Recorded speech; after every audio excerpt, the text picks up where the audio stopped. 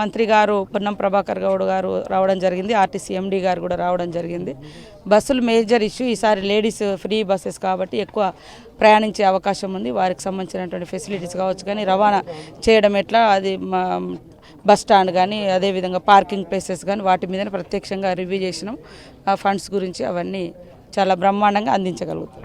సామర్థ్యం ఎంత ఉండబోతుంది అంటే చాలా మంది భక్తులు ఇక్కడ నుంచే కాకుండా ఇతర దేశాల నుండి కూడా వచ్చే అవకాశం ఉంది. మా తెలుగు రాష్ట్రాలలో పెద్ద జాతర ఇది.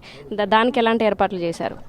నీరు ఉన్నాయి, నీళ్ళ కోసం కొంచెం టెన్షన్ పడ్డాం, కానీ లక్నవరంలో నీళ్లు ఉన్నాయి. అవన్నీ కూడా 16వ తారీఖు నుంచి కొంత రిలీజ్ చేసుకొని వాడుతాము. ఇప్పుడు ఆల్రెడీ బ్యాటరీ ట్యాప్స్ ద్వారా పెట్టడం జరిగింది జంపన్న వాగులో. వాటి కింద స్నానాలు చేస్తున్నారు. బట్టలు మార్చుకోవడానికి కూడా రూమ్స్, షెడ్స్ కూడా వేయడం జరిగింది. వాటికి ఇంత తొందరగా షెడ్ అంటే బాతింగ్ సంబంధించిన రూమ్స్ కానీ ట్యాపింగ్స్ కానీ ఎప్పుడు కూడా వాటర్ ట్యాప్స్ కానీ ఎప్పుడు పెట్టలేదు. ఈసారి దాదాపుగా 15-20 రోజులు